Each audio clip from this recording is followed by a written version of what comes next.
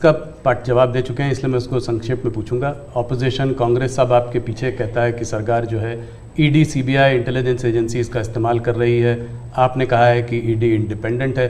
सिर्फ एक सवाल यह है कि ऐसा देखा गया है कि 25 नेता का एक एनालिसिस एक न्यूज़पेपर ने की थी कि 25 नेता जब ऑपोजिशन पार्टी से बीजेपी की तरफ आ गए तो उसमें से 23 लोगों के ऊपर से जो है इस तरह के केसेस को या तो ठंडे बस्ते में डाल दिया गया या ड्रॉप कर दिया गया। इस बारे में पहली बात है, एक भी केस ड्रॉप नहीं किया गया है। जो अदालत कहेगी वही होगा, हम कोई निर्णय नहीं लेंगे, स्वतंत्र है। दूसरी बात है, पॉलिटिकल लीडरशिप के केस कितने हैं भाई? ओनली 3%। 97% अच्छे अच्छे ब्यूरोक्रेट जेल में है। आखिर के संस्था का जन्म क्यों हुआ है भाई?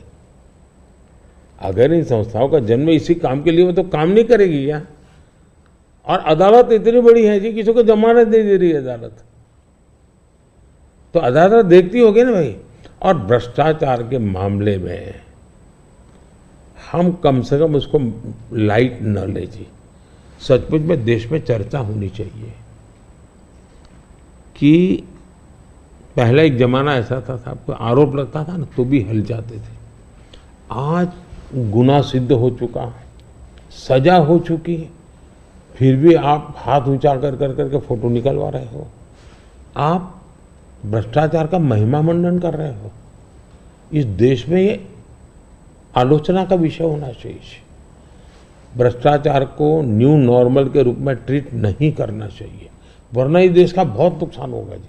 ये सवाल बीजेपी और अदर्स का वाला नहीं है। देश के लिए ठीक नहीं है कि आप इसको न्यू नॉर्मल बना दे। और मैं देख रहा हूँ धीरे धीरे धीरे ऐसा वातावरण बनाया जा रहा है, हाँ ठीक है यार वो तो चलता रहता है।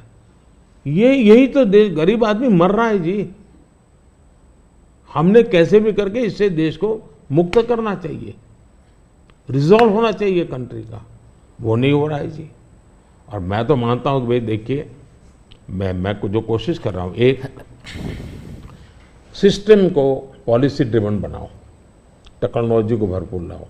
आज हमने, पहले एक प्रधानमंत्री कहते थे 1 रुपया जाता है 15 पैसे पहुंचता है जी। आज मैं कहता हूँ 1 रुपया जाता है पूरे 100 पैसे पहुंचते हैं, डायरेक्ट बेनिफिट ट्रांसफर। क्यों? सिस्टम को सुधारो भाई। हमने जेम पोर्टल बनाया, करप्शन को कम करने की दिशा में हमारा बहुत बड़ा कदम है जी। दूसरा, समाज को भी जगाओ, समाज को भी आदत डालो कि भाई भ्रष्टाचार बुरा है, किसी भी स्तर पर भ्रष्टाचार से मुक्त रहना चाहिए। और देश में वो वातावरण बन रहा है, पॉलिटिकल लोगों को डर नहीं है। और मैं मानता हूं उसमें कुछ मात्रा में ये जो सिर्फ हमारा विरोध है इसलिए उनका समर्थन कर देना, ये शोभा नहीं देता है भाई। आपने पिछले कार्यकाल में काफ़ी बड़े काम किए, आर्टिकल 370 को रद्द किया, सीएए को लेके आए, मगर ऑपोजिशन लीडर्स इस कैंपेन में सब कह रहे हैं कि अगर वो सरकार बनाएंगे तो इन सब को जो है सीएए को रिपील कर देंगे। ममता बनर्जी खास करके कह रही हैं सीएए को इम्प्लीमेंट नहीं होने देंगी। इसको आप कैसे देखते हैं? पहली बात है कि जिसको भारत का संविधान समझ है, जिसको भारत के फेडरल स्ट्रक्चर का पता है, किसके पास कौन काम है वो सब पता है, वो कभी ऐसी बात बोलेंगे नहीं, क्योंकि ये उनके अधिकार क्षेत्र का विषय ही नहीं है जी। अगर मोदी भी राज्य का मुख्यमंत्री होता है तो नहीं कर सकता है जी। जो भारत सरकार के विषय हैं वो भारत सरकार करेगी, जो राज्य सरकार के विषय होते हैं वो राज्य सरकार करेगी। लेकिन जनता को मूर्ख बनाने की फैशन हो गई है, जनता को अंधेरे में रखने, इसलिए वो कुछ भी बोलते रहते हैं। दूसरी बात है, मैं चैलेंज करता हूँ, कांग्रेस पार्टी कल प्रेस कॉन्फ्रेंस करके बता दें कि हम 370 वापस लाएंगे, क्योंकि 370 हटने के बाद ये लोग संविधान की इतनी बड़ी बातें करते हैं ना, बाबा साहब अम्बेडकर के नाम पर हमको इतनी गालियां देते हैं। हिंदुस्तान में बाबा साहब अम्बेडकर का संविधान पूरे देश में लागू नहीं हुआ था। जम्मू कश्मीर में 70 साल तक भारत का संविधान नहीं लगा है। ये हमने आकर के भारत के संविधान, और वहाँ दलितों को पहली बार आरक्षण मिल रहा है जी। वाल्मीकि समाज वहाँ रहता है, वहाँ पहली बार आरक्षण मिल रहा है। ये सब क्या बातें करते हैं जी। और उनकी हिम्मत है क्या? वो प्रेस कॉन्फ्रेंस करके बोले कि हम 370 फिर से वापस लाएंगे। हिम्मत है तो कोई भी दल हिम्मत है तो आ जाए मैदान में।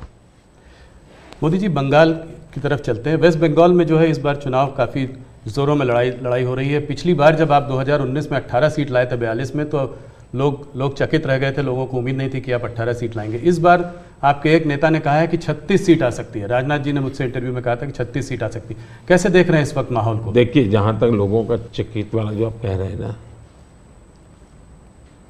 उनका प्रॉब्लम यह है कि मुझे 10 साल हो गए, अभी भी वो मानने को तैयार नहीं कि देश की जनता ने मोदी नाम के किसी व्यक्ति को प्रधानमंत्री बनाया। तो ऐसी एक जमात है जो देश के मैंडेट को स्वीकार करने को तैयार नहीं है जी। अब हकीकत है भाई कि देश की जनता हमको समर्थन दे रही है। आपने हिसाब लगाया था नहीं होगा नहीं होगा, वो तो आपकी गलती थी जी। हमारे तो लोगों के साथ संपर्क है। मैं मालदा में था, मैंने जी मैं हैरान था, कितना बड़ा जबरदस्त वहां माहौल था जी। अब जनता जनार्दन का विश्वास बन रहा है कि देश में एक स्थिर मजबूत सरकार है। बंगाल में भी उसका परिणाम अच्छे मिले, और टीएमसी के शासन में महिलाओं पर जो अत्याचार हो रहे, संदेश खाली की जो घटना है, पूरे देश को हिला दिया है जी। और उसका गुस्सा निकलना ही निकलना है मतदान में। आखिर जनता के पास तो मताधिकार है, उसी से अपना गुस्सा निकालेंगे जी। तो गुस्सा निकलना है, बहुत स्वाभाविक है। आपने देखा होगा नोटों के ढेर, क्या कभी आपके टीवी वालों ने इतने सारे नोटों के ढेर कभी पकड़े गए देखा था? पिछले कुछ सालों में आप लगातार 50 करोड़ के ढेर, 300 करोड़ के ढेर, 250 करोड़ के ढेर, 200 करोड़ के ढेर, देश चौंक गया है जी। आप कितना इसको दबाने की कोशिश करो, लेकिन देश के दिल दिमाग में स्थिर हो चुका है कि ये लूटने वाले लोग हैं। तो इस बार जीत और बड़ी होगी? बिल्कुल, क्लीन स्वीप कर रहे हैं। उड़ीसा को कैसे देखते हैं? उड़ीसा में आपने जो है बीजेडी का साथ छोड़ा, भारतीय जनता पार्टी वहां अलग रही है। बीजेडी ने मुद्दों के आधार पर समर्थन, केंद्र में हमारा समर्थन किया था, मुद्दों के आधार पर जी। और ऐसे बहुत से दल हैं जो मुद्दों के आधार पर हमें समर्थन देते रहे हैं। तो बीजेडी का हमारा नाता हो रहा, राज्य के अंदर हम बिल्कुल, उड़ीसा की पूरी अस्मिता खत्म हो रही भाई। उड़ीसा की अस्मिता संकट में है। उड़िया लैंग्वेज वो खतरे में आ रही है, और मैं नहीं मानता कि उड़िया के लोग अब ये लंबे अरसे तक इसको सहन कर सके। इतने संसाधन है जी। आज उड़ीसा देश का रिचेस्ट स्टेट बन सकता था जी, रिचेस्ट स्टेट, लेकिन क्या हालत बना के रखी है। तो अब उड़ीसा के सामान्य मानवी के अंदर एस्पिरेशंस है जी, और मुझे लगता है कि हमें सेवा का मौका मिलना चाहिए। हम उड़ीसा को कहां से कहां पहुंचा कर देंगे। उड़ीसा से बात बिहार की भी करते हैं। बिहार में आपने फिर नीतीश जी के संग वापस जो है आपका गठबंधन उनके साथ है, उस गठबंधन के साथ लड़ रहे हैं। कैसे देखते हैं? पिछली बार 39 सीटें थी आपकी 40 में, क्या इसको रिपीट कर पाएंगे? पहले एक तो हम चुनाव असेंबली का साथ लड़े थे जी, बाद में वो कहीं गए, फिर वापस आए। तो हम जो जनता का मैंडेट है उसके अनुसार साथ में है जी, जहां तक जन समर्थन का सवाल, कल मैं बिहार में ही था जी, जो जन समर्थन में देख रहा हूँ जी, अनप्रेसिडेंटेड। इतनी गर्मी में कोई पैंडल नहीं, कुछ नहीं जी, और लाखों लोग जिस प्रकार से इस बात से जुड़े हुए हैं, मैं साफ देख रहा हूँ जी कि बिहार में पहले हम एक आध सीट शायद हार जाते थे, शायद इस बार एक भी नहीं हारेंगे। 40 में 40, एक भी नहीं हारेंगे। बहुत बड़ा बयान है। मोदी जी, एक आध पर्सनल सवाल आपसे करना चाहूँगा। आपने बहुत इलेक्शन देखे हैं, आप गुजरात में लंबे समय रहे हैं, ये आपका तीसरा चुनाव है सेंटर में। मैंने देखा है कि समय समय पर चुनाव से आप पर पर्सनल अटैक अक्सर होते जाते हैं। कहीं पे कभी बोला जाता है मोदी को गोली मार दो, कभी बोला जाता है सर फोड़ दो। अभी हाल फिलहाल में राहुल गांधी ने भी आप पर आपको कुछ ऐसे शब्द बोले हैं जो कि पर्सनल अटैक के तौर पर उनको भी देखा जा सकता है। ये ऐसा मोदी के साथ क्यों होता है? मोदी के साथ क्यों हो रहा है इसका जवाब तो मेरे पास नहीं है, लेकिन ये सवाल मोदी को क्यों पूछना चाहिए? ये सवाल इस देश में चर्चा का होना चाहिए कि सार्वजनिक जीवन में आखिर मोदी का गुनाह क्या है? वो पीएम बना वही गुनाह है ना। मतलब आप जो भी गाली देते प्रधानमंत्री को दे रहे हैं। अब प्रधानमंत्री को इस प्रकार से सर फोड़ देंगे या कभी मेरी माँ को गाली देना, कभी ये, और मैं हैरान हूँ जी, भारत के राष्ट्रपति पर भी किस प्रकार का कटाक्ष किया गया था, शर्म आए इस प्रकार की भाषा का प्रयोग किया था। मैं हमेशा मानता हूँ कि मतदाता ही मेरा परिवार है, देश ही मेरा परिवार है, और मैं सकारात्मक राह से जा रहा हूँ। लेकिन जो ऐसा कर रहे हैं उस पर तो मैं आप लोगों पर छोड़ता हूँ, देशवासियों पर छोड़ता हूँ कि इन लोगों की तरफ कैसे देखना चाहिए। मोदी जी, अगर एक सवाल मैं ये समझना चाहूँ कि ये जो तीसरा टर्म होगा आपका, वो पहले दूसरे से अलग कैसे होगा? पहला कार्यकाल मेरा कैसा गया, तो मैं सामान्य मानवी की जो जरूरतें थी उनको मैं एड्रेस करना चाहता था। मैंने उस दिशा में काम किया, और उस समय देश के अंदर एक निराशा का वातावरण था, सरकार के प्रति नफरत का वातावरण। भाई सरकार यानी निकम्मी, मुझे विश्वास भरना था, मैंने उस पर काम किया, मजबूती लाया। जो दूसरा कार्यकाल था वो मैंने कुछ परिणाम दिखाए, लोगों को विश्वास भर दिया कि हम आगे बढ़ सकते हैं, हम दुनिया के अंदर एक कॉन्फिडेंस लेवल आया है देश में, वो कॉन्फिडेंस एक बहुत बड़ी ताकत है। अब आगे जो मेरा कार्यकाल है, मुझे ये जो हताशा में से विश्वास में परिवर्तित हुआ, आकांक्षा में परिवर्तन हुआ, जो एस्पिरेशंस के अंदर परिवर्तित हुआ, अब मुझे देश को तीसरी आर्थिक महाशक्ति बनाना है। लेकिन ये जब मैं 11 से 5 पे लाया, उसी की कंटिन्यूटी है जी। ये मैं 5 वर्ष और निकम्मा और 3 वाला अच्छा, ऐसा नहीं हो सकता जी। तो पहले मनमोहन सिंह के समय पर 11 तक थे, हम जोर लगा करके 5 पर ले आए, अब जोर लगा करके 3 पर ले जाएंगे। तो हम हर चीज में कंटिन्यूटी करना चाहते हैं। अब जैसे बिजली, हमने बिजली पहुंचाने का बड़ा अभियान चलाया, बिजली पहुंचा दी। अब मेरा लक्ष्य है पीएम सूर्यघर योजना और 0 बिजली बिल, और मैं हर घर पर सोलार सिस्टम लगे, और मैं सिर्फ बिजली का बिल 0 चाहता हूं, इतना ही, मैं 3 चीजें चाहता हूं। एक, हर परिवार का बिजली का बिल 0 हो। दूसरा, अतिरिक्त बिजली जो हो वो बेचे, कमाई करे। तीसरा, जमाना इलेक्ट्रिक व्हीकल का आएगा। मुझे आत्मनिर्भर होना है एनर्जी के सेक्टर में, और इसलिए मैं चाहूँगा जो इसके पास भी स्कूटी हो, मोटर हो, जो भी हो, उसका चार्जिंग अपने घर में ही हो जाए और सोलार से हो जाए। मतलब आज उसका जो ट्रांसपोर्टेशन का महीने का 1000-2000 रुपया खर्चा आता है, वो भी 0 हो जाए। ये त्रिविध बेनिफिट नागरिक को और देश को, पर्यावरण का बेनिफिट, देश को आज पेट्रोलियम इंपोर्ट करने का जो अरबों अरबों डॉलर जा रहे हैं बाहर, वो बंद हो जाएगा। तो मल्टीपल बेनिफिट वाला योजना। अब जैसे स्टार्टअप हब, मैन्युफैक्चरिंग हब बनाना है, मुझे इनोवेशन हब बनाना है, यानी मैं एक बिल्कुल नए एरिया पर देश को ले जाना चाहता हूँ, और बड़े कॉन्फिडेंस का, और विजन मेरा क्लियर है, मुझे कोई दुविधा नहीं, मेरे पास तय है। नेक्स्ट 100 डेज जो है, 4 जून के बाद 100 डेज में मुझे क्या काम करना है अभी से मेरे पास क्लियर है। 5 साल में क्या करना है क्लियर है। 2047 में विकसित भारत बने, क्लियर है। इसलिए मैं कहता हूं 24/7 फॉर 2047, ये मेरा मिजाज है। इस पर अलग से एक चर्चा करनी पड़ेगी आपको हमारे ग्रुप के साथ। आज विलास मुझसे सुबह एक सवाल पूछ रहे थे, मैंने कहा आप मोदी जी से खुद ही पूछना डायरेक्ट।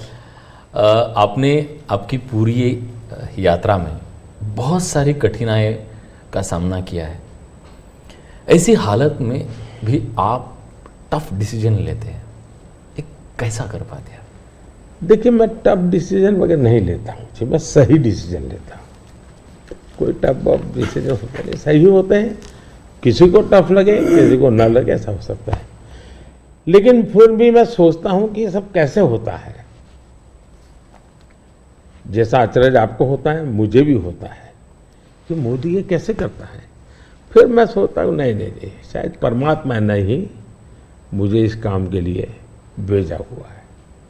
मुझसे जो कुछ भी है वो कोई ईश्वरीय शक्ति करवा रही है, और वो ईश्वरीय शक्ति, ईश्वरीय प्रेरणा से मैं करता रहता हूँ। ये कोई परमात्मा की देन है। परमात्मा ने मुझसे कुछ काम लेना तय किया है, किसी पर्पज के लिए परमात्मा ने मुझे भेजा है, और इसलिए मैं ये जो बाकी तूफान चल रहा है उससे बहुत परे रहता हूँ। लेकिन इस तूफान में शांत कैसे रहते हैं? वही मैं उससे परे रहता हूँ। मुझे शायद परमात्मा ने यही राह दिखाई है कि तुम उन चीज़ों में मत उलझो, तुझे कोई बड़ा काम करना है, तुम अपने काम में लगे रहो। तो परमात्मा का निर्देश है, परमात्मा की इच्छा है, परमात्मा की योजना है, और शायद ये उसी का मैं एक निमित्त हूँ, कुछ नहीं हूँ।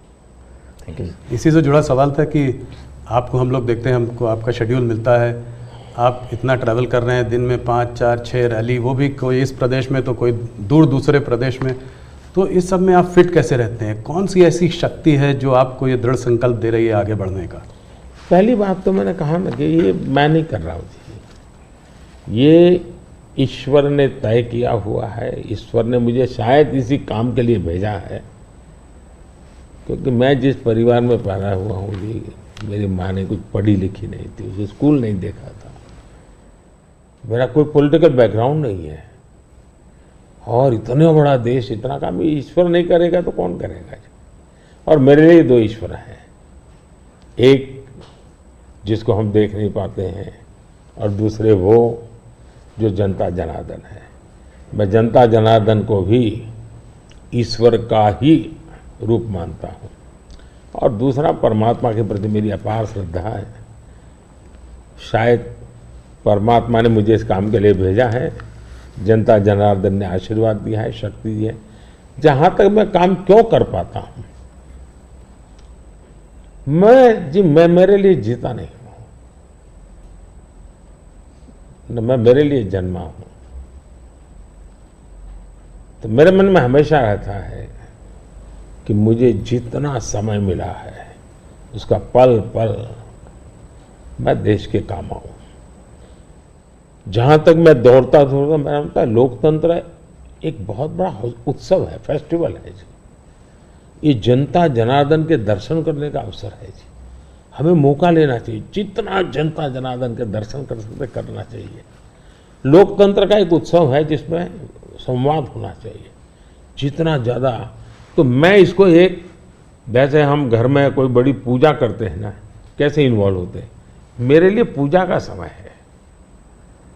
मेरे 140 करोड़ देवता, उनकी मैं पूजा कर रहा हूँ, उस भाव से मैं चलता हूँ, लगा रहता हूँ उनमें, वो खप जाता हूँ और थकता नहीं हूँ, भगवान को देख के आता हूँ।